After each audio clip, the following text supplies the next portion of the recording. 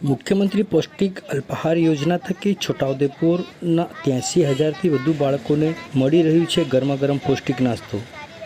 ગુજરાત સરકાર દ્વારા વડાપ્રધાન શ્રી નરેન્દ્ર મોદીના પઢાઈ ભી પોષણ ભી વિઝનને સાકાર કરવા માટે મુખ્યમંત્રી શ્રી ભૂપેન્દ્રભાઈ પટેલના નેતૃત્વ હેઠળ મુખ્યમંત્રી પૌષ્ટિક અલ્પાહાર યોજના બાળકોના સર્વાંગી વિકાસ માટે આશીર્વાદ સાબિત થઈ રહી છે। બાળકોને શારીરિક અને માનસિક રીતે મજબૂત બનાવવા માટે સુખડી, ચણા, મિક્સ કઠોળ અને શ્રી અન્ન મિલેટ્સ જેવી પૌષ્ટિક વાનગીઓ પીરસવામાં આવે છે।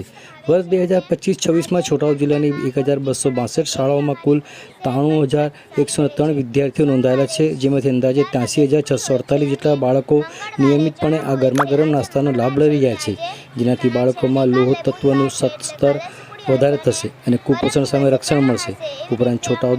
ઉપરાંત બાળકોની ભવિષ્યમાં રુચિ કેળવાઈ રહે છે। છોટાઉદેપુરના વિદ્યાર્થીઓના સર્વાંગી વિકાસ માટે આ યોજના કારગર સાબિત થઈ રહી છે। આ યોજના થકી વિદ્યાર્થીઓની શાળામાં નિયમિત હાજરી પણ નોંધપાત્ર સુધારો જોવા મળ્યો છે। અગાઉ બાળકો શાળાએ ભૂખ્યા પેટ આવતા ત્યારે તેઓ અભ્યાસમાં રુચિ ન કેળવે તે સ્વાભાવિક છે, જેને કેન્દ્રમાં રાખીને રાજ્ય સરકારે વિદ્યાર્થીઓના ભવિષ્યને સુરક્ષિત અને સશક્ત બનાવવાનો નિર્ધાર કરીને આ યોજના અમલ બનાવી છે, જેનો લાભ છોટાઉદેપુરના છેવાડાના શાળામાં પણ બાળકો લઈ રહ્યા છે। સુશાસનની વાત આવે ત્યારે પૂર્વ વડાપ્રધાન શ્રી અટલ બિહારી વાજપેયીનું નામ આવે, કારણ કે તેઓ પ્રજા સર્વોપરીમાં વિશ્વાસ રાખતા હતા, જેને કેન્દ્રમાં રાખીને રાજ્ય સરકાર પણ બાળકોના શિક્ષણ, સ્વાસ્થ્યની સાથે પોષણની ચિંતા કરીને શાળા સુશાસનની પરિભાષાને પરિભાષિત કરી રહી છે। આવો સાંભળીએ આ અંગે શાળાની બાળા શું કહી રહી છે, સાંભળો તેઓના મુખે।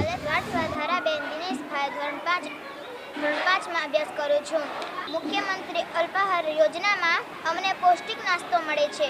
અમને નાસ્તો મસ્ત ભાવે છે અને આજે નાસ્તામાં પૌષ્ટિક ચણા છે, જેથી અમારી સેહત પણ સારી રહે છે।